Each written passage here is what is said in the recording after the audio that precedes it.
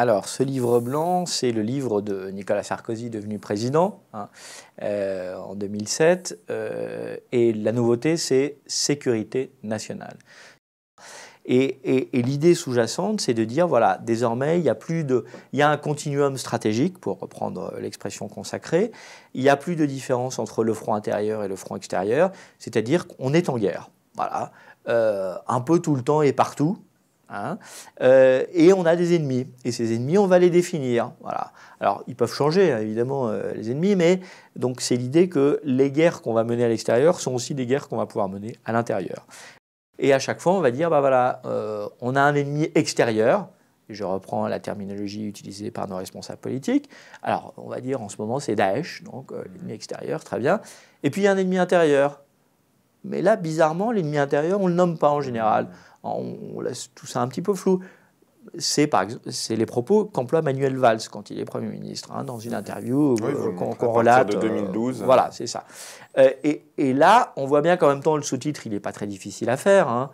C'est qui l'ennemi intérieur? Je vous le donne en mille, et vous allez me répondre très simplement. C'est les musulmans. Ah, voilà, et plutôt des jeunes un peu déracinés, qui ne se sentent pas très bien dans la société française. Mais on laisse le flou là-dessus. Mais on laisse quand même le flou. Et ça veut dire que le jour où on passe en état de crise, et qu'on se dit, il faut désormais éliminer l'ennemi intérieur, puisque, je vous rappelle, Ludendorff, la guerre totale, d'accord, on définit un ennemi intérieur, celui qui va potentiellement nous donner le coup de poignard, qui va nous faire perdre le conflit.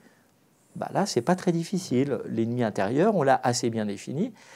Et à ce moment-là, et c'est là où ça devient extrêmement dangereux et préoccupant, c'est que l'ennemi intérieur, si on veut s'en débarrasser, non plus à la manière des forces de l'intérieur, c'est-à-dire à la manière policière, d'accord, Police et justice. La police et la justice, qui est un cadre qu'on peut tous admettre et comprendre et qui est bien encadré, là on passe à des méthodes militaires. Et les méthodes militaires, ce n'est pas les méthodes de la police, c'est très différent. Et qu'est-ce qui se passe à ce moment-là? À ce moment-là, on a un Premier ministre qui s'appelle Dominique de Villepin, qui à un moment donné va demander à l'armée d'intervenir dans le cadre de l'état d'urgence dans les banlieues. C'est-à-dire que c'est un politique qui dit aux militaires « allez-y les gars pour régler la situation ». Et là, à la tête de l'armée, la réaction des plus hauts gradés de l'armée, c'est de dire « non, non, monsieur le Premier ministre, on ne va pas y aller, parce que si nous, on met nos hommes sur ce territoire, dans ce cadre-là, les conséquences peuvent être extrêmement violentes. » Et on le sait, parce que ces gens-là gardent la mémoire du passé, et notamment du syndrome de la guerre d'Algérie, qui, contrairement là aussi à ce qu'on imagine, est une référence qui est plutôt un peu tabou dans l'armée, et en tout cas dont les militaires se méfient beaucoup, parce qu'ils savent qu'in fine, ils perdent.